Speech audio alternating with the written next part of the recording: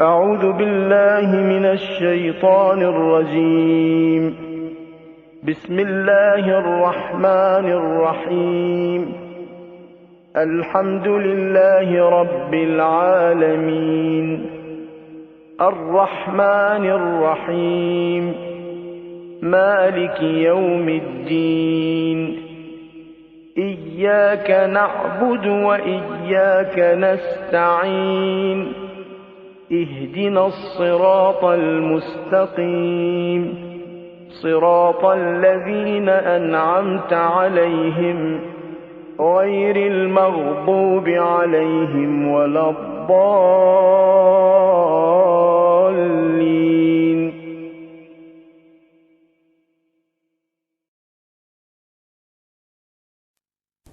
اور دنیا میں جہاں جہاں دینی مدرسے ہر جگہ یہ درس خارج ممکن بھی نہیں. دنیاوی اعتبار سے کسی حد تک آپ اسے ڈاکٹریٹ کہہ سکتے کہ جو پی ایچ ڈی کے لیے جو ریسرچ کی جاتی وہ صرف اتنی ہی بڑی یونیورسٹی تو درس خارج ہر جگہ ممکن نہیں. چنانچہ ہمارے یہاں بس 3 یا 4 پوری دنیا میں ایسے شہر ہے کہ جہاں پہ یہ درس ہوتا ہو. نجف ہے، کربلا تھا، قم ہے، کسی حد تک مشہد. درس خارج کہ جہاں پر تعلیم ایک طرح سے مکمل ہو گئی، اب تحقیق کی منزل آ گئی، اب ریسرچ ورک شروع ہو چکا، اب اجتہاد کے مرحلے میں انسان قدم رکھ چکا. ہاں، ہمارے حوزے میں ایک چیز اور یاد رکھی، وہ یہ کہ اجتہاد کوئی ایسی چیز نہیں کہ جس کی گارنٹی ہو کہ اگر کوئی شخص اتنے سال تک پڑھے تو چاہے اس میں صلاحیت ہو یا نہ ہو وہ مجتہد بن جائے. جیسے عام میڈیکل ڈاکٹر بننا، ایک مرتبہ میڈیکل کالج میں داخلہ ہو گئے، 5 یا 6 سال کا کورس آپ نے پورا کیا، آپ کو یہ ڈگری مل جائے گی. انجینئرنگ کالج میں آپ داخل ہو گئے، آپ کو یہ ڈگری مل جائے گی.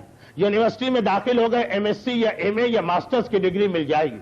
لیکن اجتہاد اس سے ہٹ کر، اس کی تھوڑی وضاحت آغائے خوئی کی ایک دعا کے حوالے سے انشاءاللہ یہ آج کی تقریر کے آخر میں یا آخری مجلس جو آئندہ پیر کو ہے اس کے شروع میں ہو جائے گی کہ مجتہد بننا یہ کوئی گارنٹیڈ چیز نہیں. زیادہ سے زیادہ جو ایک آدمی کے بس اور اختیار میں وہ یہ ہے کہ درس خارج تک پہنچ جائے. اب اس کے بعد اس کی ذہنی صلاحیت اور پروردگار عالم کی طرف سے اسے اجتہاد کا نور عطا ہونا جو پڑھنے سے حاصل نہیں ہوتا. خیر، اس موضوع کو چھوڑ دیجئے. اب درس خارج میں ہوتا کیا؟ درس خارج جو عام طور پر یا مراجع دیتے ہیں اور یا پھر مجتہدین. مثلا آج سے 25 سال پہلے نجف اشرف جب حوزہ علمیہ اپنے عروج پر تھا، ایک بہار تھی نجف اشرف میں. آیت اللہ خوئی اس وقت نجف اشرف کے زعیم تھے. تو نجف میں جو درس خارج ہو رہے تھے وہ اس انداز سے کہ ایک مسجد میں آغا خوئی درس دیا کرتے تھے، ایک مسجد امام خمینی کے پاس تھی جہاں وہ درس خارج دیتے تھے. ایک مسجد میں چلے جائیے تو آغا شہرودی کا درس خارج ہو رہا، ایک مسجد میں جائیے تو آغا محسن الحکیم تشریف لاتے اور وہ درس خارج دیتے. ایک مسجد میں جائیے تو آغا شہید آغا باقر صدر جو بعد میں شہید ہوئے ان کے درس خارج کا سلسلہ جاری ہے. تو درس خارج اس تعلیم کا نام جو عام طور پر اپنے دور کے بڑے بڑے مجتہدین اور مراجع دیا کرتے ہیں. جیسے قم کا درس خارج اب سے کچھ عرصے پہلے تک آیت اللہ گلپائگانی کے سپرد تھا. یہ ہے درس خارج. اور اس کا طریقہ کار یہ کہ مجتہد یہ درس دیتا اور اس میں شریک ہونے والے سارے کے سارے وہ ہوتے ہیں جو خود مجتہد ہیں یا بالکل مجتہد ہونے کے قریب ہیں. عام آدمی نہیں، عام طالب علم نہیں، گویا دنیاوی اعتبار سے سارے کے سارے ماسٹرز کی ڈگری لیے ہوئے بیٹھے. پھر مرجع درس خارج دے رہا، اس میں کوئی کتاب نہیں ہوتی، یہ بغیر کتاب کا درس. اور طریقہ کار یہ ہوتا کہ ایک ایک فقہی مسئلے کو وہ مرجع بیان کرتا ہے ممبر سے. دیکھیں یہ وضاحت انتہائی ضروری آیت اللہ خوئی کے کمال کو سمجھنے کے لیے اور اجتہاد کے حوالے سے بعض غلط فہمیوں کو دور کرنے کے لیے بھی. ایک ایک مسئلہ اور وہ بھی ترتیب کے ساتھ ایک ایک مسئلہ پڑھا جاتا ہے ممبر پر. جیسے آیت اللہ خوئی خود اپنے حالات میں یہ تحریر کیا کہ الحمدللہ سن 1377 ہجری کو میں نے مرحوم کاظم طباطبائی کی کتاب عروۃ الوثقی کا درس خارج دینا شروع کیا اور 1401 ہجری کے صفر کے مہینے میں اس کتاب کے درس خارج سے فارغ ہوا. 24 سال ایک کتاب فقہ کی 24 سال اس کے اوپر درس دیا جا رہا کہ جس کے اندر سوائے جمعے کے دن کے اور کوئی تعطیل نہیں ہوا کرتی. 24 سال تک. طریقہ کار کیا؟ اتنا طویل عرصہ کیوں لگ رہا؟ فقط اس لیے کہ درس خارج کا طریقہ کار یہ ہے کہ فقہ کی ایک اہم کتاب کو اٹھایا, کتاب کو کھولا, ایک ایک مسئلہ ترتیب کے ساتھ بیان ہوگا. پہلے مسئلہ پڑھا گیا, مثلا کتاب کو کھولا گیا, مسئلہ آیا نجاست و طہارت کا. پہلا مسئلہ لکھا گیا کہ 10 چیزیں اسلام میں نجس ہیں. اس کے بعد مسئلہ آیا کہ 12 چیزیں اسلام میں مطہرات ہیں, یعنی جو نجاست کو پاک کرتی ہیں. اس کے بعد طریقہ کار آیا کہ نجاست پانی سے اس طرح پاک ہوتی, پانی کی اتنی قسمیں, ایک ایک مسئلہ. تو اب صرف ایک مسئلہ پڑھا جائے گا. اس مسئلے کو پڑھنے کے بعد یہ مرجع جو درس خارج دے رہا, پہلے قرآن کی ان تمام آیتوں کا حوالہ دے گا جس میں نجاست کا ذکر کیا جا رہا. تمام وہ آیتیں کہ جن میں نجاسات کا تذکرہ, ان سب کا ذکر کیا جائے گا. اور پھر یہ دیکھا جائے گا کہ یہ جو فتویٰ دیا کہ اسلام میں 10 چیزیں نجس, قرآن کی آیتوں میں ان میں کتنی چیزوں کا تذکرہ. ایسا تو نہیں کہ یہ جو مجتہدین کہتے ہیں کہ 10 چیزیں نجس, قرآن نے فقط 2 چیزوں کو نجس کہا. ایسا تو نہیں کہ قرآن میں 15 چیزیں نجس اور مجتہدین 10 کا تذکرہ کر کے 5 کو چھوڑ دیتے. پہلے پورے قرآن کی اسٹڈی کی جائے گی کہ قرآن میں نجاسات کا کہاں کہاں تذکرہ. اب سن لیجئے کہ ادھر سے خارج قرآن کی ساری آیتیں پڑھ لی گئی. اس کے بعد ہم ثقلین کے ماننے والے, قرآن اور اہل بیت, یہ اللہ کا رسول ہماری ہدایت کے لیے چھوڑ کے گیا. اب اس کے بعد معصومین کی جتنی احادیث, جتنی بھی احادیث اس موضوع پر ہیں جس کا مسئلہ پڑھا گیا, مثلا یہ کہا گیا کہ نجاسات 10, ساری احادیث پڑھی جائیں گی جس میں نجاسات کا تذکرہ موجود. اور ہمارے پاس 80,000 سے زیادہ معصومین کی حدیثیں, ان 80,000 سے زیادہ حدیثوں میں سے چھانٹ چھانٹ کر وہ ساری حدیثیں آج کے درس خارج میں مجتہد پڑھے گا جس کا تعلق نجاسات کے مسئلے سے. اب اس کے بعد یہ دیکھا جائے گا کہ جو فتویٰ اس مجتہد نے دیا یہ حدیث کے مطابق ہے. ایسا تو نہیں ہے کہ کوئی کمی ہو, ایسا تو نہیں ہے کہ کوئی زیادتی ہو. کمی اور زیادتی میں نے سمجھا دی کہ ایسا تو نہیں کہ امام نے 20 چیزوں کو نجس کہا اور مجتہد خالی 10 کے بارے میں فتویٰ دے رہا, تو باقی کہاں چلی گئی جن کا تذکرہ حدیث میں. زیادتی تو نہیں ہے فتوے میں کہ امام نے فقط 5 چیزوں کو نجس قرار دیا اور مجتہد اپنی طرف سے اور 5 باتوں کو نجس بنا رہا. نہیں, اسے ثابت کرنا پڑے گا. اور جیسا کہ میں بار بار مثال دے رہا ہوں, بہت ہی نئے مسئلے نہیں, پرانے سے پرانا مسئلہ بھی اگر وہ لکھتا کہ وضو میں چہرہ دھونا واجب, ایسا مسئلہ کہ ہر ایک کے علم میں ہے, بچہ بچہ جانتا, لیکن پھر بھی قرآن میں کیا لکھا گیا, 80,000 حدیثوں میں سے کتنی حدیثیں ایسی ہیں کہ جس میں اس مسئلے کا تذکرہ کیا جا رہا, ساری حدیثوں کا ریفرنس دینا پڑے گا. اور پھر اگر حدیثوں میں کسی قسم کا اختلاف پایا جاتا, حدیثوں میں کسی چیز کے بارے میں اختلاف ہے, مثلا کیا نجاست کھانے والے اونٹ کا پسینہ یہ نجاسات کی فہرست میں آئے گا یا نہیں آئے گا. آیت اللہ خوئی کہتے تھے کہ نجس نہیں, امام خمینی فرماتے تھے کہ یہ بھی ایک نجاست ہے. اب جب آیت اللہ خوئی درس خارج دیں گے تو اس مسئلے کو بھی لے کے آئیں گے کہ میرے فتوے میں 10 چیزیں نجس ہیں, یہ 11ویں چیز نجس نہیں, مگر کچھ حدیثوں میں اس کی نجاست کا تذکرہ. تو حدیثیں ساری پڑھی جائیں گی اور اس کے بعد یہ مرجع اب یہ بتائے گا کہ جو 11ویں چیز حدیث میں آئی اور جس کے بارے میں نے کہا کہ وہ نجس نہیں, تو آخر میں نے یہ کیسے کہہ دیا, کیونکہ یہ تو طے شدہ بات ہے کہ نص کے مقابلے میں اجتہاد نہیں ہوتا, حدیث کے سامنے مجتہد فتویٰ نہیں دے سکتا. کیا چیز اس حدیث کے اندر, حدیث کمزور ہے, حدیث کا مطلب لوگوں نے غلط سمجھا, حدیث کے راوی جو ہیں غیر معتبر, وہ ساری بحث کرنا پڑے گی. اور واضح مثال دے دوں, عیسائی اور یہودی جو پکے کافر بھی نہیں اور مسلمان بھی نہیں, ان کے لیے اہل کتاب کا لفظ استعمال ہوتا. چنانچہ بعض چیزوں میں یہ کافر سے مختلف ہے.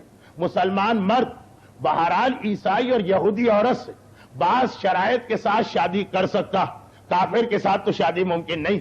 پتا چلا کہ یہ عیسائی اور یہودی بالکل ایک عام کافر یعنی ہندو کی طرح سے نہیں, لیکن کیا یہ مسلمان کی طرح سے ہے. اب بحث آتی کہ عیسائی اور یہودی کا پسینہ پاک ہے یا نجس, اس کے ہاتھ سے جو چیز مس ہو جائے وہ پاک ہے یا نجس ہے. آغا محسن حکیم کا فتویٰ تھا کہ عیسائی پاک ہے, آغائے خوئی کی احتیاط واجب تھی کہ عیسائی نجس، آغائے گلپائگانی فتویٰ دیتے ہیں کہ عیسائی نجس۔ اب جو بھی مرجع درس خارج دے رہا وہ یہ بتائے گا کہ میں نے اتنی چیزوں کو نجس کہا، اور اس کے بعد اب فلاں چیز باقی رہ گئی کہ جس کے بارے میں حدیثوں میں لفظ نجاست آیا، مگر میں نے اس حدیث پر فتویٰ کیوں نہیں دیا؟ اگر حدیث معتبر ہوتی تو فتویٰ دینا پڑتا، مگر یہ بتائے گا کہ یہ حدیث میں نے کیوں چھوڑی، یا اس کا راوی کمزور ہے، اور یا پھر حدیث کا وہ مطلب نہیں جو لوگ اپنی عقل سے نکالیں۔ لوگ کا مطلب عام لوگ نہیں، جو دوسرے مجتہد نے مطلب نکالا وہ مطلب نہیں، بلکہ یہ مطلب نکل رہا۔ اچھا، ابھی بات ختم نہیں، اب تمام حدیثوں کے بعد اب مجتہد پہلا جو تاریخ شیعت کا پہلا مجتہد، وہاں سے لے کے اپنے زمانے تک جتنے مجتہدین گزرے سب کے فتوے اس مسئلے پہ نقل کرے گا کہ مثلا عیسائی کے بارے میں آج تک جتنے شیعہ مجتہد گزرے، آج تک ان میں کتنوں نے عیسائی کو نجس کہا اور کتنوں نے عیسائی کو پاک کہا، پھر اس مجتہد کا جو فتویٰ ہوگا اب بتائے گا کہ باقی مجتہد جو نہیں مانتے ان کی دلیل کیا تھی۔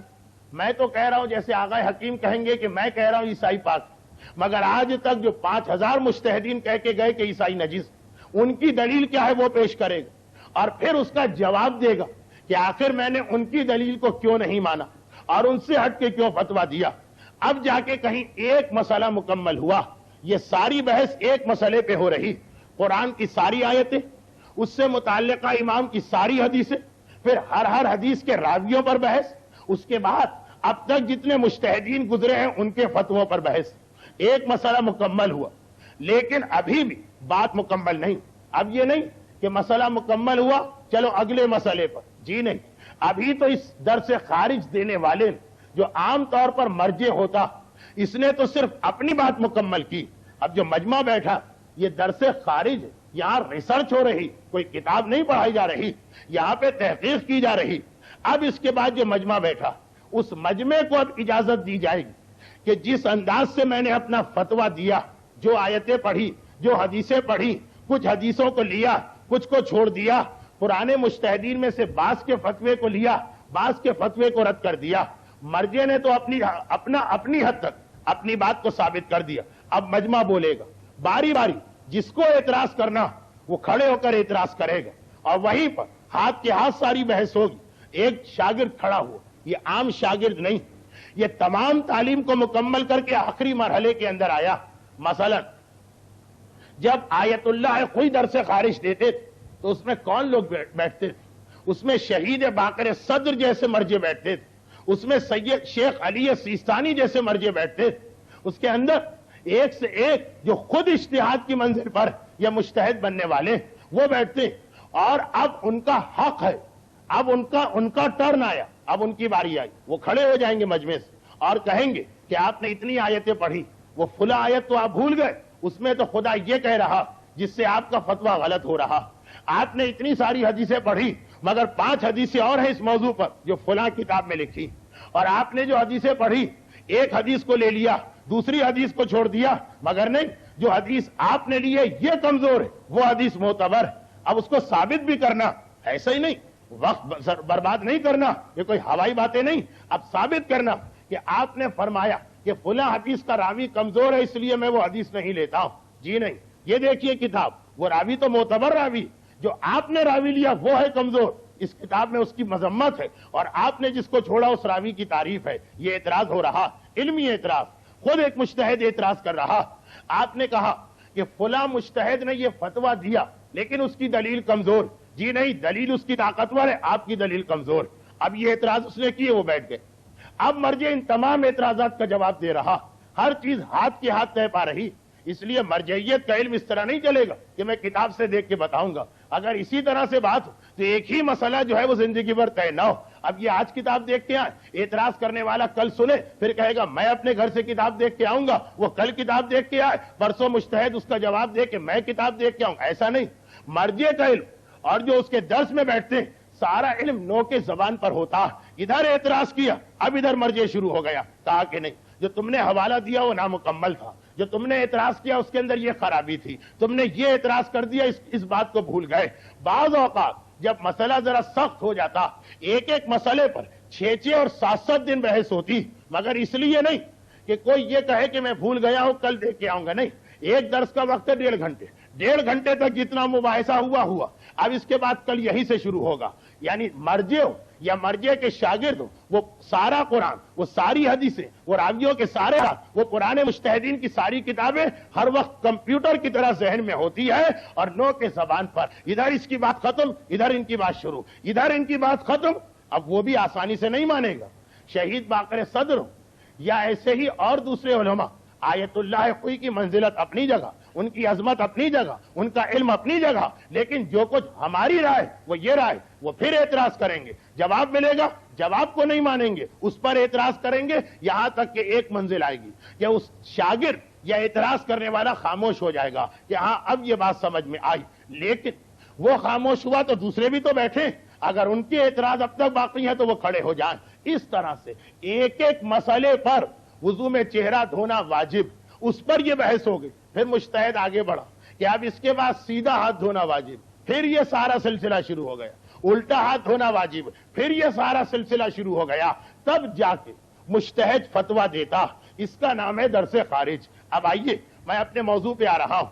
اب وہ لوگ، وہ شاگرد، وہ علماء جو پورا درس خارج اٹینڈ کرتے ہیں، پورے درس خارج سے مطلب جب سے مجتہد نے شروع کیا، پہلا مسئلہ تقلید کا، وہاں سے پوری فقہ، تقلید، نجاست، طہارت، نماز، روزہ، خمس، زکوٰۃ، حج، پھر کاروبار، کرایہ داری، شرکت، مزاربت، نکاح، طلاق، نظر، قسم، میراث، پوری جو فقہ، اس طرح جا کے جب پوری فقہ مکمل ہوتی، اسے ہم اپنی زبان میں کہتے ہیں ایک دورہ۔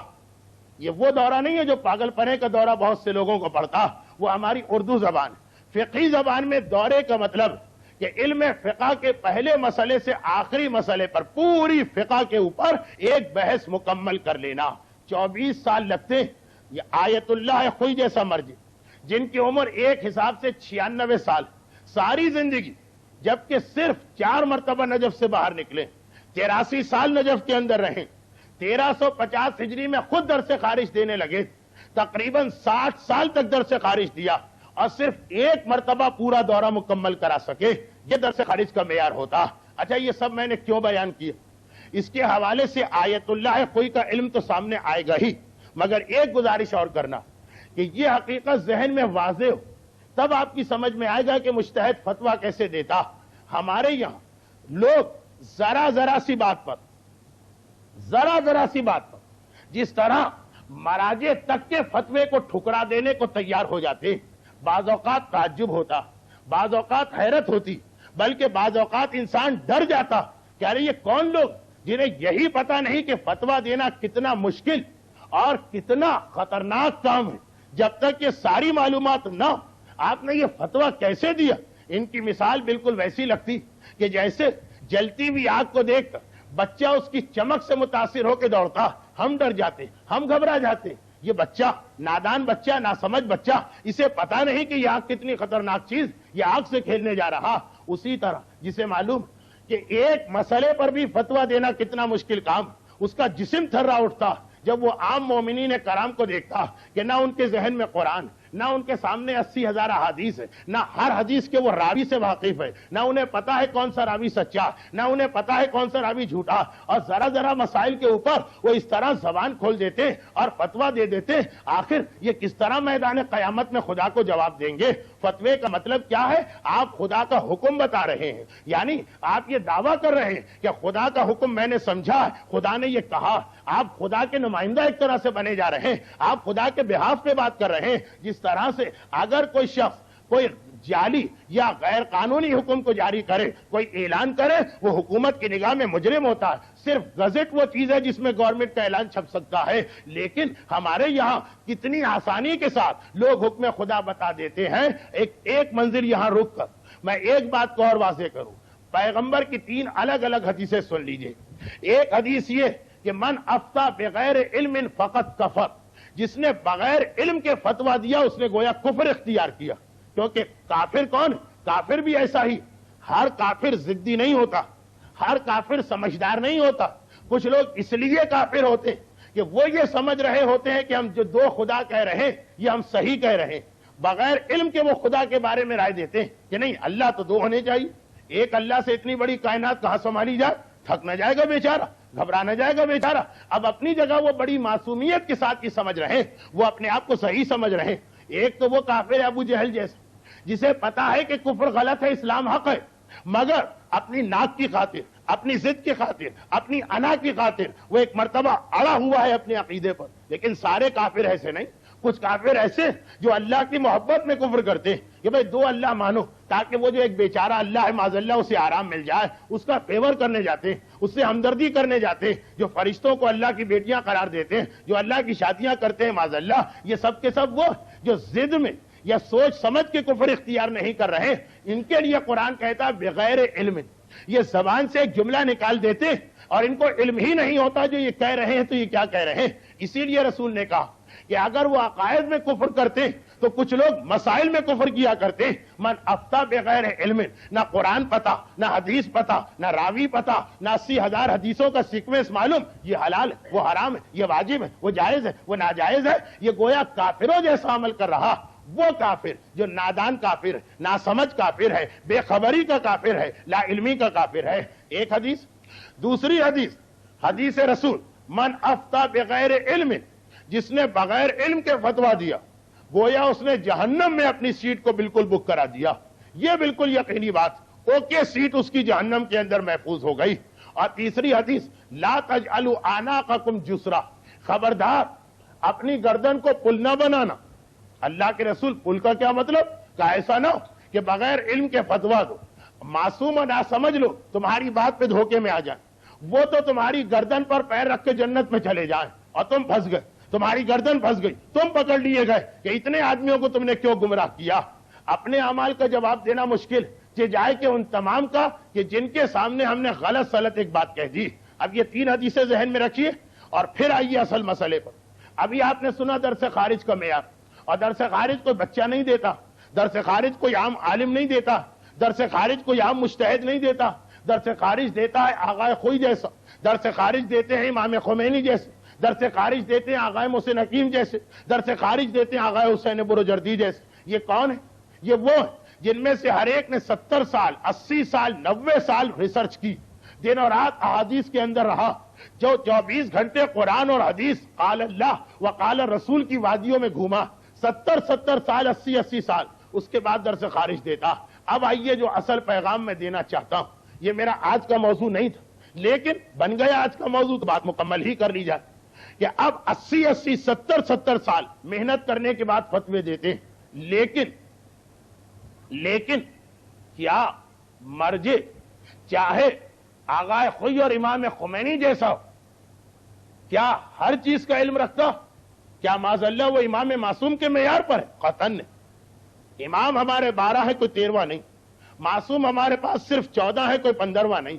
مجتہد اپنی تمام تر عظمت کے باوجود غیر معصوم بھی ہے، نائب امام ہے، امام نہیں ہے، علم اس کا ناقص ہے، مکمل نہیں۔ انسانوں کی حد تک مکمل علم صرف معصومین کا، باقی ہر ایک کا علم نامکمل۔ مجتہد کا علم ہم سے بہتر مگر امام کے مقابلے میں نامکمل۔ بس اتنی محنت اور ریسرچ کے باوجود کچھ مسئلے مجتہد بھی حل نہیں کر سکتا، اور یہ اس کی دیانتداری کہ وہ پکار کے کہتا کہ فلاں مسئلہ مجھ سے حل نہیں ہوا، فلاں مسئلہ مجھ سے حل نہیں ہوا۔ اس کی کتاب اٹھائی، ہر صفحے پر کم سے کم ایک مرتبہ آپ کو نظر آئے گا یہ مسئلہ مجھ سے حل نہیں ہوا۔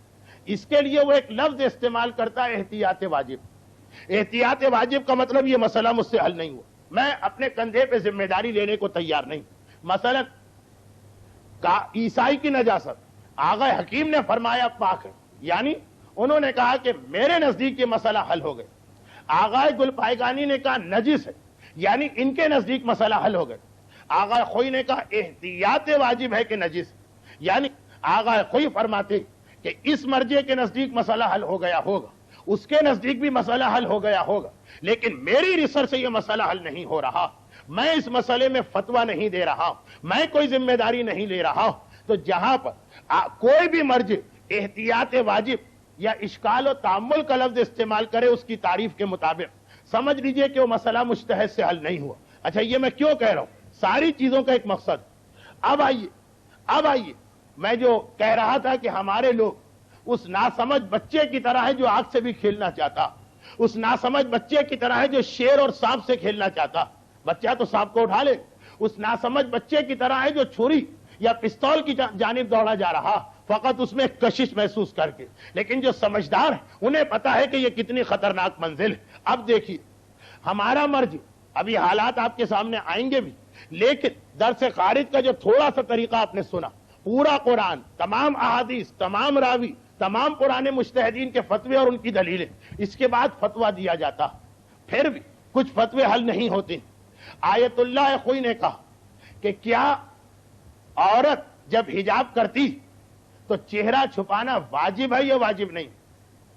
کا احتیاط واجب ہے کہ چہرہ چھپا لے۔ کیا مطلب؟ کہ مجھ سے یہ مسئلہ حل نہیں ہو رہا۔ یہ کون کہہ رہا؟ وہ آغا خوئی جو 83 سال نجف میں رہے، وہ آغا خوئی کے جنہوں نے 60 سال درس خارج دیا اور 12 سال درس خارج لیا، یعنی جن کے 75 سال اجتہاد کی کلاس میں گزرے، وہ آغا خوئی فرما رہے کہ یہ چہرہ چھپانے کا مسئلہ مجھ سے حل نہیں ہو رہا۔ 80 سال نجف میں رہ کر 75 سال اجتہاد کی کلاس میں شرکت فرما کر کہہ رہے ہیں کہ پھر بھی مسئلہ حل نہیں ہو رہا۔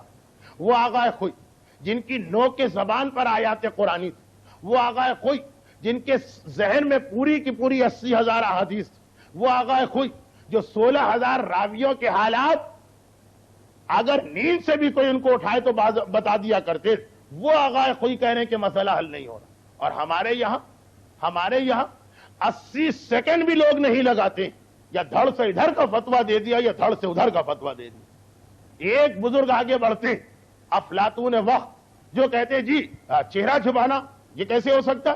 حج میں چہرہ کھولا جاتا ہے کہ نہیں کھولا جاتا؟ بس چہرہ چھپانا اسلام میں نہیں۔ دوسرے ارسطو ثانی آگے بڑھتے کہ جی نہیں، چہرہ تو ضروری، مثلا کربلا سے کوفہ اور شام سیدانیوں نے بالوں سے چہرہ چھپایا۔ ان افلاطون وقت نے 80 سیکنڈ لیے یہ کہنے میں کہ پردے میں چہرہ نہیں، اور ان ارسطو ثانی نے 75 سیکنڈ لیے یہ کہنے میں کہ نہیں، پردے میں چہرہ ضروری۔ اور جسے حق ہے فتویٰ دینے کا، جس کی شان ہے فتویٰ دینا، جس کو معصوم کی طرف سے اتھارٹی اور اختیار ملا ہے فتویٰ دینے کا، جو 80 اور 75 سال قرآن اور حدیث کی وادیوں میں گشت کر چکا، وہ گھبرا کے کہتا ہے کہ مسئلہ اتنا مشکل ہے کہ مجھ سے حل نہیں ہو رہا۔ ادھر بھی احادیث ہے، ادھر بھی احادیث ہے، کچھ احادیث میں چہرہ کھولنے کی اجازت ہے، کچھ میں چہرہ چھپانے کی اجازت ہے۔ میری سمجھ میں کوئی ایسا جواب نہیں آ رہا کہ ان احادیث کو جمع کر سکوں۔ کیا اتنا ہی آسان مسئلہ؟ کیا اتنا ہی معمولی مسئلہ جس طرح سے ہم اور آپ اس کو حل کر دیتے؟ یاد رکھیے، ہم ناسمجھ، ہمیں نہیں پتا کہ ہم کس وادی میں گر رہے ہیں، ہمیں نہیں پتا ہم کس آگ میں اپنے آپ کو گرا رہے ہیں، ہمیں نہیں پتا کہ ہم اندھے کنویں میں چھلانگ لگا رہے ہیں۔ جب پتا چلے گا وہ ایسا وقت ہوگا کہ افسوس کرنا بھی اس وقت کام نہیں آئے گا۔ یہ درس خارج میں نے اس لیے سمجھایا کہ ایک جانب تو یہ پتا چلے کہ اتنا بے دھڑک اور بے جھجک بول دینا یہ کتنا بڑا خطرہ ہے جو ایک انسان مول لیتا، اور دوسری جانب یہ بھی واضح ہو گئے کہ یہ جو بہت سے لوگ سمجھتے ہیں کہ مجتہد آنکھیں بند کر کے فتویٰ دیتا، دیکھیں ایسا ہے نا لوگوں کی ذہن میں خیال کہ سمجھانے بیٹھتے ہیں ہم لوگوں کو۔ ہم لوگ کون ہیں؟ مجتہدین کے طالب علموں کے طالب علموں کے طالب علم سمجھانے بیٹھتے ہیں جی آغا خوئی نے توضیح میں کیسے لکھ دیا، اصل میں ایک روایت تو ہم نے یہ پڑھی، اصل میں تو قرآن کے ترجمے میں ہم نے یہ پڑھا۔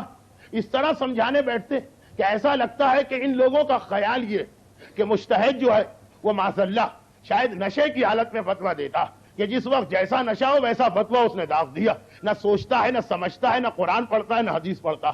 ذرا سوچنے کی بات، صبح شام اپنے دنیاوی کاموں میں مصروف رہنے کے درمیان، اور جس کے اندر بہت سے لوگ ایسے جن کا کام ہی حرام اور گناہ ہے، ایک سود کا کام کر رہا ہے، ایک حقوق الناس کے غصب کا کام کر رہا ہے، ایک جوئے کا کام کر رہا ہے، اس کے دوران وہ 5-7 منٹ کا وقت ملتا، ترجمہ قرآن پڑھ کے دیکھ لیتے کہ جی خمس تو مال غنیمت میں لکھا، اور یہ سمجھتے کہ یہ جو 5 منٹ انہوں نے 24 گھنٹے میں نکالے، اور وہ بھی ہزاروں حرام کے درمیان رہتے ہوئے، تو گویا پورا قرآن، تمام احادیث، تمام فقہی مسئلے ان کی سمجھ میں آ گئے کہ پھر یہ مجتہد نے کیسے کہہ دیا کہ عام پیسے میں سے بھی خمس نکالا جائے۔ اور یہ تو وہ لوگ جو پھر بھی ذرا دیندار کہ یہ کیسے کہہ دیا، اور جو ذرا بے دین اور زیادہ بے دین ہوتے وہ تو بے دھڑک جواب بھی بتا دیتے فوری طور پر، اور صرف آج کے مجتہد کے بارے میں نہیں، ابن ابی عقیل، سید مرتضی، شیخ مفید، علامہ ہلی، شہید اول، ان سب کے بارے میں یہ بتا رہے ہیں،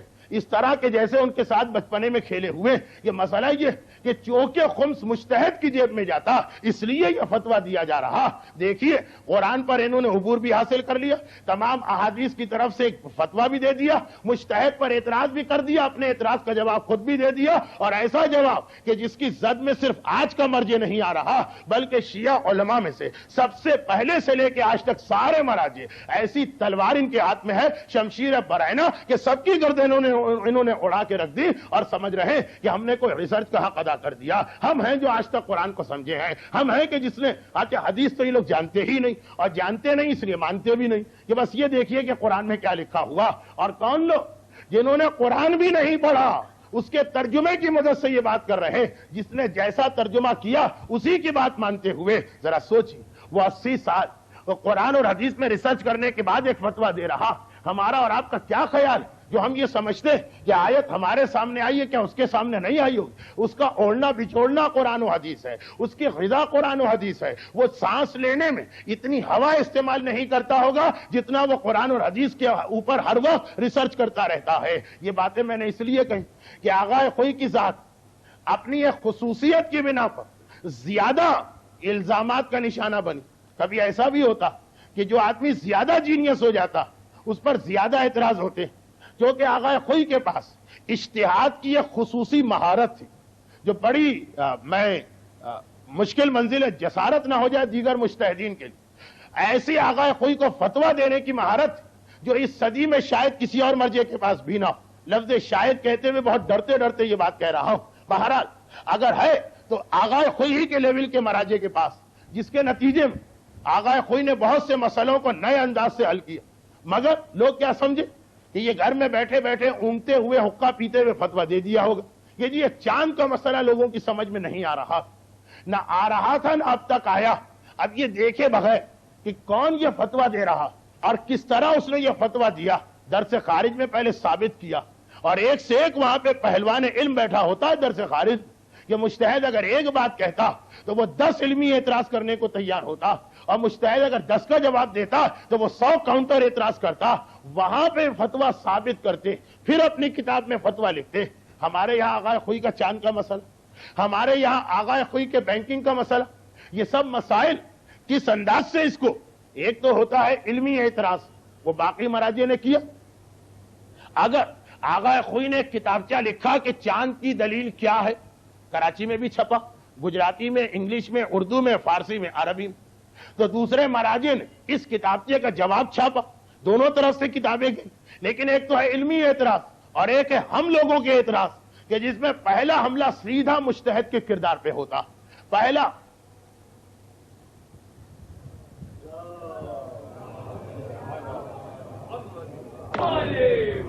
تو یاد رکھیے، چھوٹے سے چھوٹا فتویٰ جو مجتہد دے رہا پہلے وہ ثابت کر چکا ہے، اور اس مجمع کے سامنے ثابت کر چکا کہ جو خود علم کے اعتبار سے اتنا بلند کہ اسے کبھی منطقی یا فلسفیانہ دلیل کے ذریعے سے دھوکے میں یا اشتباہ میں مبتلا نہیں کیا جا سکتا، جو ایک ایک لفظ کو پکڑ کر اعتراض کرنے پہ تیار۔ یہ چیز اگر سمجھ میں آ جائے تو چاہے بہت سے فتوے سمجھ میں نہ آئیں، وہ ایک الگ بات، مگر آدمی جھجک محسوس کرے گا مجتہد پر اعتراض کرنے میں، آدمی ذرا ہیزیٹیٹ کرے گا مرجع پر اعتراض کرنے میں، اتنی بے خوفی کے ساتھ ایک عام مومن کے اوپر بھی جو شرعن حرام ہے، جو غیبتیں، جو تہمتیں، جو بدگمانیاں، مرجع پر تو کتنا بڑا یہ حرام ہوگا، لیکن ہمارے یہاں مشاہدہ کہ فقہی مسائل کی بنیاد پر دیکھیے کتنا سخت ترین جملہ تھا کہ خمس چونکہ علماء کی جیب میں جاتا، اس لیے آیا قرآنی مال غنیمت کے بارے میں یہ اس کا کچھ اور مطلب نکال کے دے رہے ہیں۔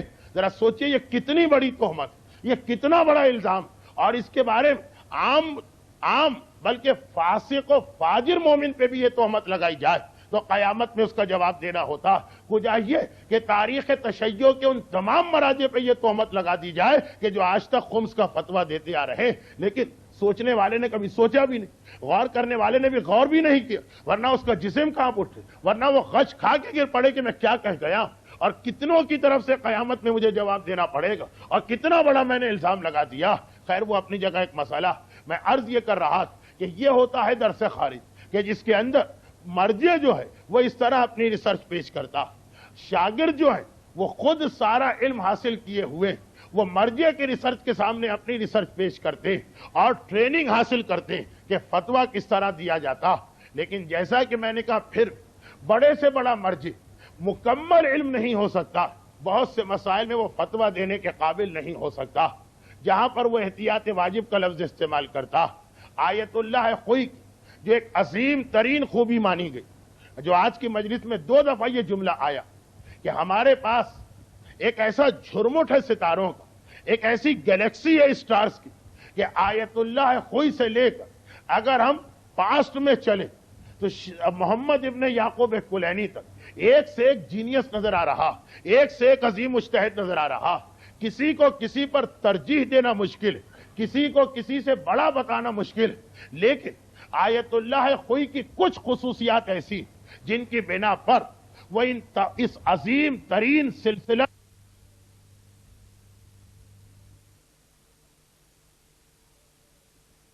کے اندر ایک نمایاں مقام ملا، جس میں ان کی ایک یہ خصوصیت تھی کہ آیت اللہ خوئی تاریخ شیعہ میں گنے چنے مجتہدین میں سے ایک، بمشکل تمام 4 یا 5 ہوں گے جو ان فقہ میں احادیث اور قرآن کو سمجھ کر فتویٰ دینے میں اتنی مہارت رکھتے ہو جو آیت اللہ خوئی کے پاس۔ اور اس کی بہت ہی آسان پہچان ہوتی، وہ یہ کہ یہ دیکھ لیا جائے کہ جو مجتہدین گزرے انہوں نے مسائل میں فتوے کتنے دیے اور یہ اعلان کتنی مرتبہ کیا ہے کہ یہ ہم سے حل نہیں ہو رہا مسئلہ، یعنی احتیاط واجب کا لفظ کتنی مرتبہ استعمال کیا۔ چنانچہ اگر آپ اسی صدی میں دیکھ لیں، اس پوری صدی میں آیت اللہ خوئی وہ مرجع جن کے یہاں کم سے کم احتیاط واجب اور زیادہ سے زیادہ فتویٰ۔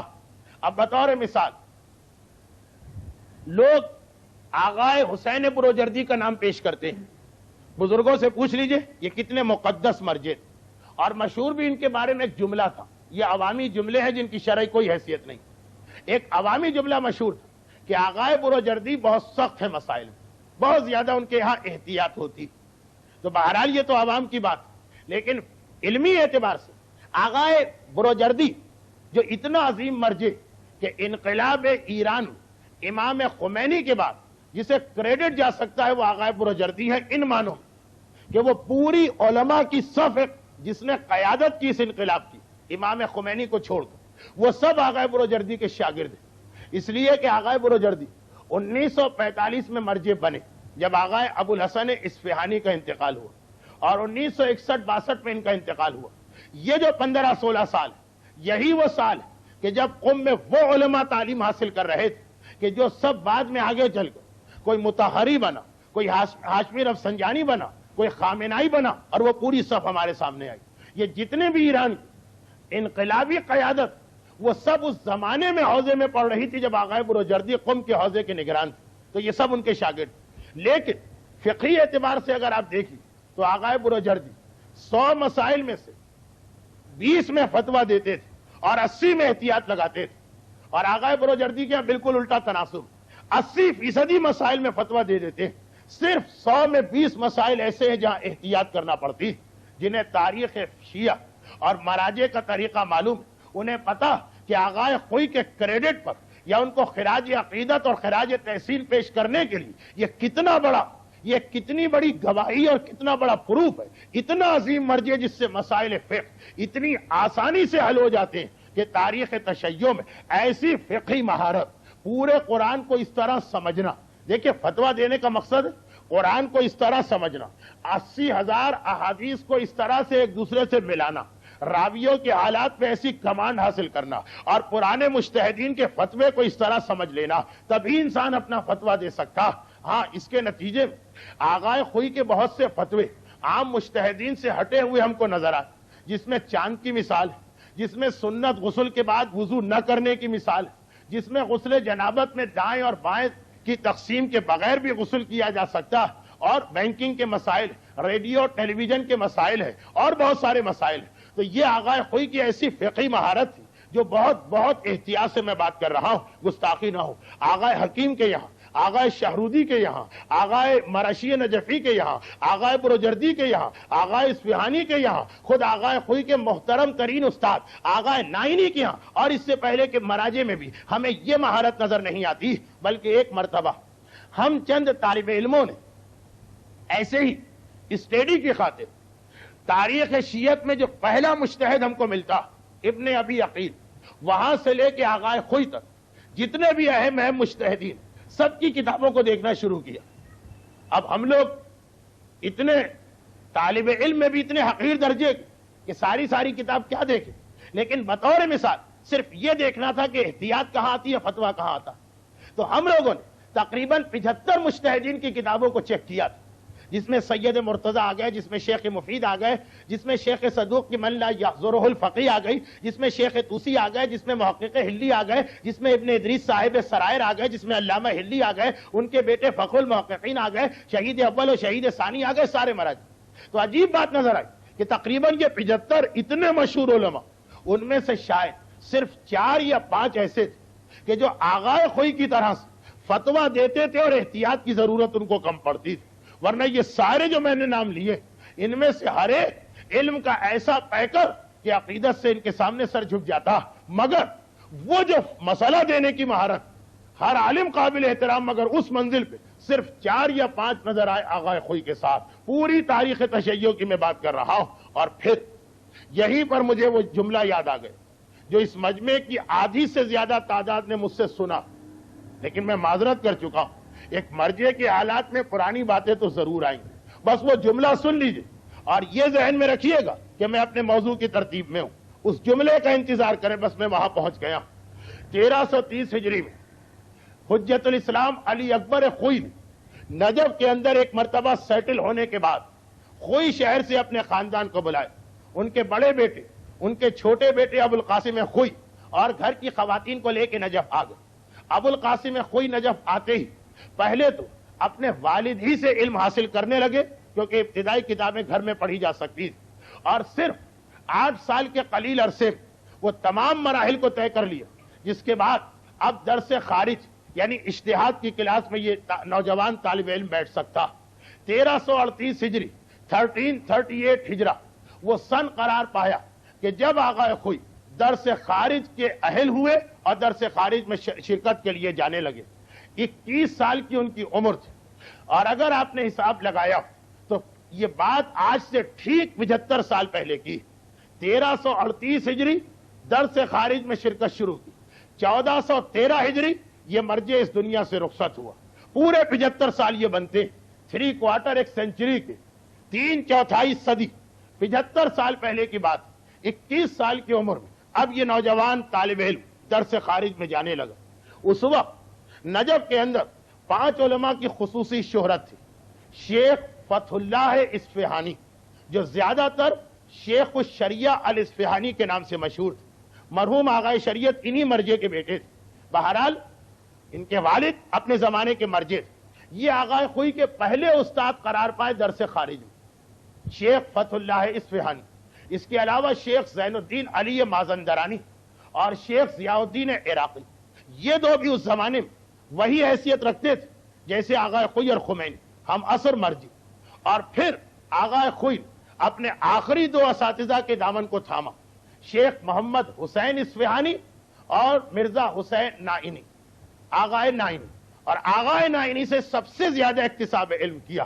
یہ 5 عظیم مرجع، جیسے آج سے 25 سال پہلے جو لوگ نجف جاتے تھے اور درس خارج کے اہل ہوتے تھے، وہ ایک طرف آغا خوئی کے درس خارج میں جاتے تھے، امام خمینی سے بھی استفادہ کرتے تھے، شہید صدر سے بھی خوشہ چینی کرتے تھے، آغا حکیم کے درس خارج میں بھی جا کے بیٹھتے تھے، آغا شہرودی سے بھی استفادہ کرتے تھے۔ آغا خوئی 1338 ہجری میں گویا ریسرچ کلاس، ڈاکٹریٹ کی کلاس یا اجتہاد کی کلاس میں قدم رکھا۔ 21 سال کا طالب علم، اب 12 سال تک ان 5 اپنے دور کے عظیم مراجع سے علم حاصل کیا۔ اب یہ خود ایک بڑی دلچسپ تفصیل، غالباً یہی وہ سال تھا جب آغا خوئی کی زبان پہ وہ دعا کثرت کے ساتھ آنے لگی، جس کا تعلق میری آج کی تقریر سے بھی ہے، آغا خوئی کے حالات سے بھی ہے اور آغا خوئی کے انتقال سے بھی۔ اکثر یہ واقعہ میں نے پڑھا کہ عراق ایران جنگ کے دوران ایک مرحلہ یہ آ گئے کہ اب عراقی حکمران صدام پریشان کہ کس طرح سے اس جنگ کو ختم کرایا جائے. معاملہ اس کے اختیار سے باہر نکل چکا. اس کی سمجھ میں ایک ہی بات آئی کہ دنیا شیعہ میں اس وقت اگر امام خمینی جیسی عظیم شخصیت کے مقابل کوئی آ سکتا تو وہ صرف آغا خوئی. یہ وہ شخصیت جو اپنے علم، اپنے تجربے، اپنے تقدس اور امام خمینی سے دوستی کی بنا پر اس مقام پر کہ ان کی زبان سے اگر کوئی بات نکلے تو امام خمینی کے انقلاب کو نقصان پہنچ سکتا ہے معاذ اللہ. اور کوئی شخصیت پوری دنیا اسلام میں دنیا میں نہیں. چنانچہ آغا خوئی تک ایک وفد کو بھیجا گیا. وہ تو آپ کو معلوم ہی ہے کہ ایک مرجع امام خمینی جیسے عظیم مرجع کے خلاف کہنا تو دور کی بات، سوچ بھی نہیں سکتا. چنانچہ اس ڈیلیگیشن کو صاف صاف جواب دے دیا گیا. مگر ہیں تو ظالم کے نمائندے.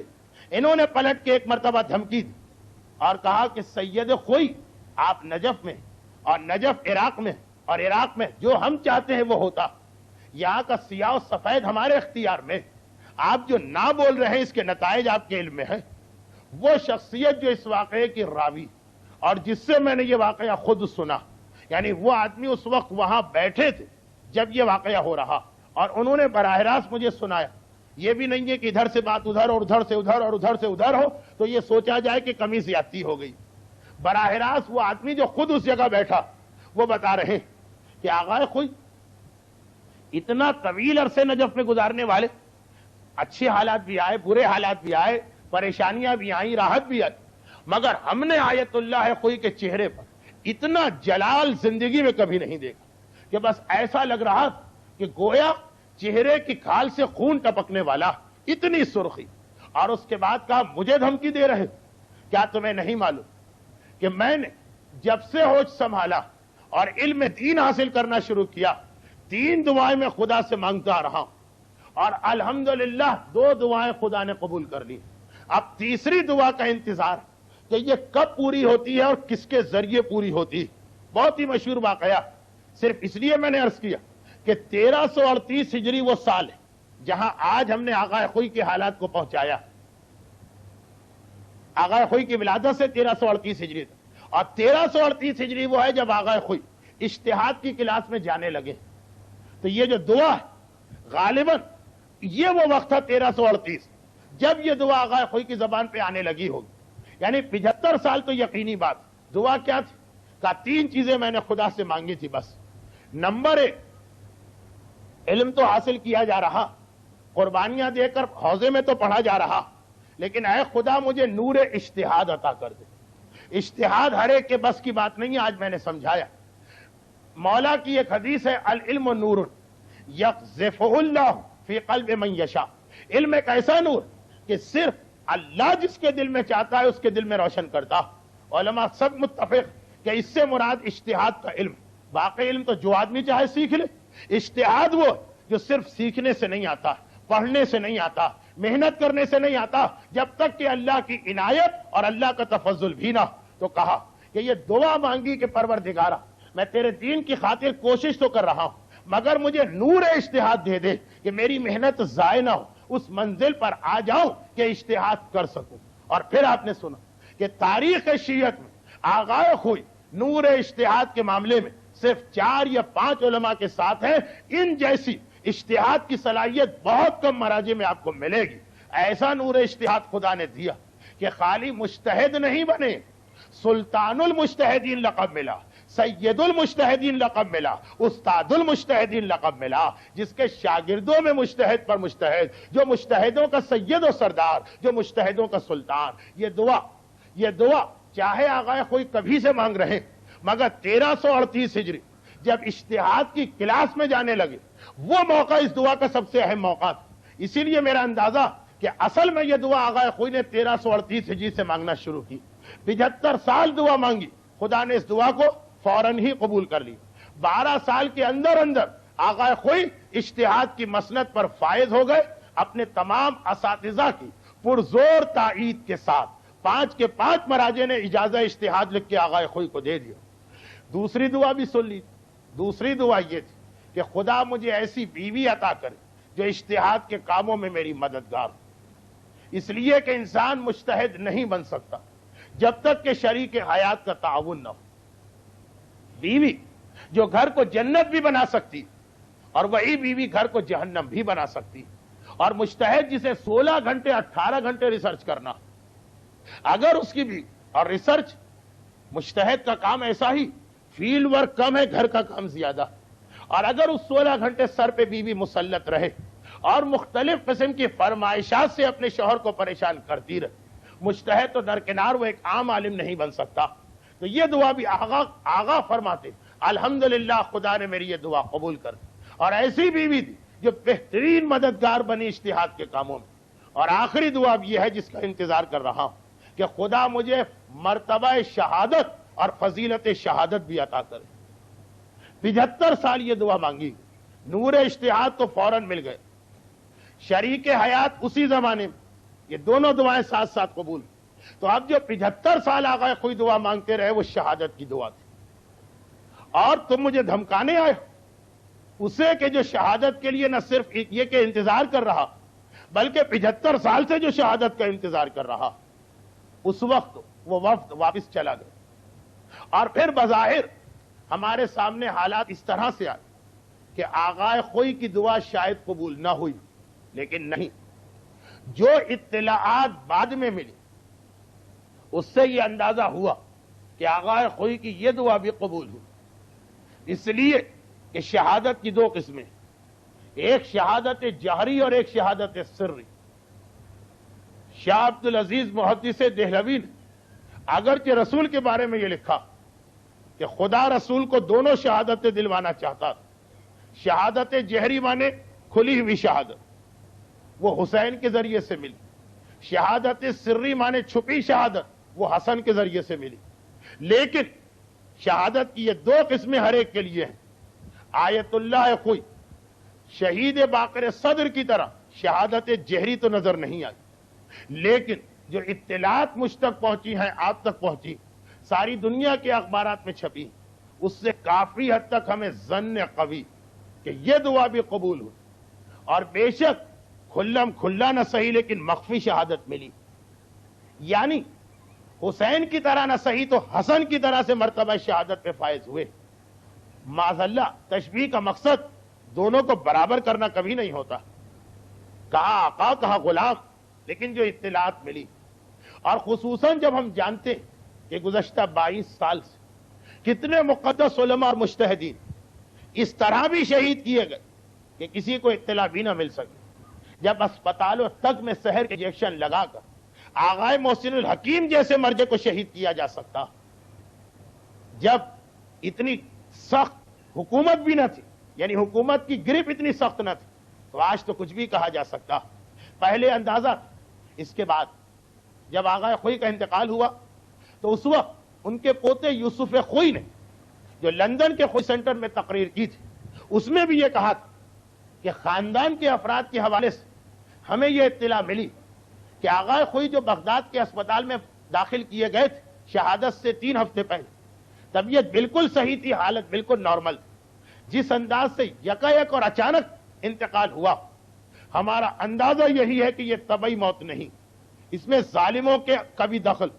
اور پھر بعد میں جب رابطے بحال ہو گئے تو جن لوگوں نے آیت اللہ خوئی کو غسل دیا، ان کا یہ جملہ تو تھا نا کہ پورا سینہ اور پیٹ سیاہ نظر آ رہا تھا، اور ایسا لگ رہا تھا یعنی باقی جسم سے سینے اور شکم کا رنگ بالکل جدا تھا، اور ایسا لگ رہا تھا کہ واقعات یا کوئی غلط دوا یا زہر کو استعمال کیا گیا. 75 سال جس نے یہ دعا مانگی اور یہ حالات بھی سامنے آ گئے. اور پھر ہم نے حکومت کا اضطراب بھی دیکھا کہ خبر کو اس وقت تک چھپا لو جب تک کہ دفن نہ ہو جائے. اور جب خاندان والوں نے کہا کہ فقط اطمینان کے لیے ڈاکٹر کو بلا دیا جائے تو کہا اس کی بھی ضرورت نہیں. یہ ساری حرکتیں اس وقت ہوتی ہیں جب کسی چیز کو چھپایا جائے. ہارون نے 7ویں امام کے جنازے کو اسی لیے بغداد کے پل پہ رکھوایا تھا، جانور گزرے کوئی دیکھ بھی نہ سکے کہ لاشے کی کیا حالت ہے. تو اس وقت اندازہ ہو رہا کہ آغائے خوئی کی یہ تمنا، آغائے خوئی کی یہ دعا قبول ہو گئی. شہادت سری ملی، ایسی شہادت کہ کہنے والا کہہ سکتا ہے کہ طبعی موت گئے، مگر شہادت بھی ملی۔ ایک تو وہ شہادت ہوتی کہ شہادت ملے اور ذکر ہو زبانوں پر کہ فلاں کو شہادت ملی، اور ایک مظلومیت کی وہ منزل کہ شہادت بھی ملے اور کسی کو پتہ بھی نہ چلے کہ یہ شہید دنیا سے گیا۔ یہ بھی ایک منزل، یہ بھی مصائب کی ایک منزل۔ آیت اللہ خوئی کے آخری حالات، ان کی زندگی کی دعا اور آخری حالات دونوں مل کر گواہی دے رہے ہیں کہ شہادت سری پہ فائز ہو۔ اور یہ ایک ایسا مسئلہ کہ دنیا سے یہ مرج رخصت تو ہوا اور ایسی شہادت کے ساتھ گیا، لیکن یہ بھی وہ مثال ہے کہ جیسی خاندان اہل بیت میں پہلے سے موجود ہے۔ کافی شباہت ہے آغا خوئی کی حالات اور امام حسن کی سیرت۔ ایسا لگتا کہ پروردگار کی مصلحت بھی ایسی ہو کہ اس دور میں خمینی حسینی کی سیرت اور خوئی سیرت حسنی کا نمونہ بن کے ہمارے سامنے آتی۔ زندگی کے بھی کچھ ایسے حالات کہ آغا خوئی کا اتباع ہو گیا امام حسن پر، اور شہادت بھی ایسی ہی کہ ادھر حسن بھی اسی کیفیت میں ہے کہ شہادت کو اس طرح چھپایا گیا کہ آج بھی عام دنیا یہی سمجھتی کہ رسول کا بڑا نواسا تو طبعی موت دنیا سے رخصت ہوا۔ یہ ہم ہیں حقائق کو جاننے والے، یہ ہم ہیں محبان اہل بیت جنہیں پتا ہے حق کیا، مگر عام تاریخوں میں آج تک یہ لکھا حسین کی شہادت کو دنیا مان تو رہی، حسن کے مظالم میں ایک ظلم یہ ہے کہ شہادت بھی ملی اور دنیا نے بے حیائی کے ساتھ کہا نہیں وہ شہید نہیں ہوئے، وہ تو اپنی عام موت مرے۔ سیرت حسن کی یہ جھلک بھی آغا خوئی کے یہاں نظر آتی، یعنی خوئی کی زندگی میں بھی حسن کی زندگی کی جھلک اور خوئی کی موت میں بھی حسن کی شہادت کی جھلک۔ البتہ پھر وہی بات، یہی فرق ہو جاتا ہے آقا اور غلام کا، یہی فرق ہو جاتا ہے ماننے والے اور امام کا۔ ماننے والے کے مصائب کی ایک انتہا ہوتی ہے، امام کے مصائب کی انتہا نہیں ہوتی۔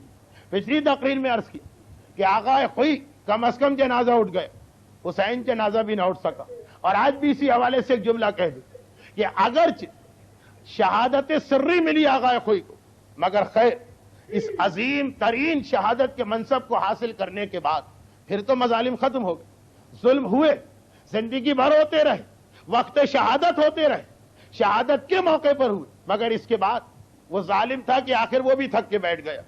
مگر جو خوئی کا بھی امام تھا اس کے مصائب اس کے بعد بھی چلتے رہے، اور وہ حسن کے زہر دیا گئے، کلیجہ ٹکڑے ہوا، یہاں تک کہ جنازہ اٹھا۔ دیکھیے جب جنازہ اٹھا بس اب اس کے بعد آقا خوئی کے یہاں مصائب نہیں مل رہے، اور حسن کے یہاں اس کے بعد بھی مصائب کا سلسلہ اس طرح جاری رہا کہ جنازہ چلا، ایک مرتبہ قبر رسول کے قریب پہنچا، 70 کمانیں کھینچی گئی، ایک مرتبہ 70 تیر نکلے، حسن کے جنازے پہ پیوست ہوئے۔ میرا مولا حسین اپنے چھوٹے بھائی عباس کے ساتھ جنازے کو لے کے واپس آیا۔ ایک مرتبہ گھر والے خصوصاً بہنیں زینب و کلثوم ابھی بھائی کے جنازے کو الوداع کہہ کے بیٹھی ہیں، دیکھا گھر کا دروازہ کھلا، لاشا واپس آ رہا ہے۔ ارباب ازا آج تک دنیا کی تاریخ میں گھر سے نکل کے کوئی جنازہ واپس نہ آیا ہوگا، یہ میرا مولا حسن مجتبیٰ جس کا جنازہ گھر سے نکلا واپس آیا۔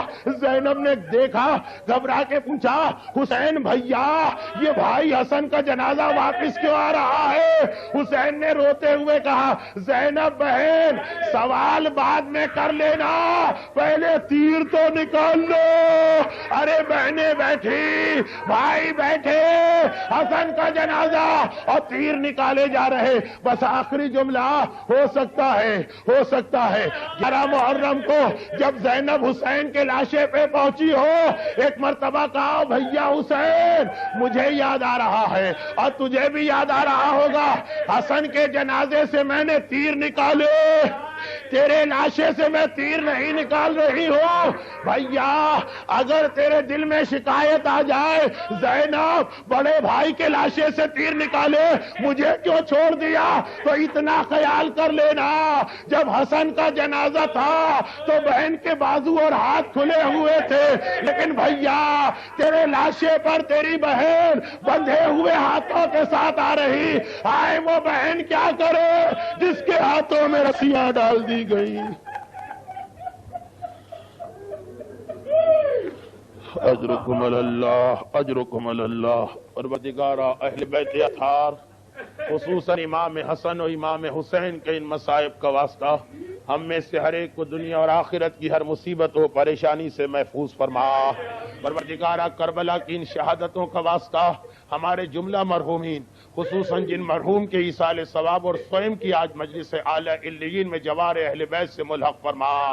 پروردگارا جس اسلام کے لیے ہمارے ان علماء، ہمارے ان مراجع، ان شہداء اسلام اور ان سب سے بڑھ کر معصومین نے اتنی قربانیاں دیں، ہمیں کم از کم اس دین کے احکامات پہ عمل کی توفیق عطا فرما۔ آیت اللہ خوئی کے انتقال کا واسطہ اب جو ہمارے مراجع اور مجتہدین اس دنیا میں ہیں ان کے سائے کو ہمارے سروں پہ سلامت فرما، اور ان مظالم کے انتقام کے لیے اپنی آخری حجت امام زمانہ کے ظہور میں تعجیل فرما۔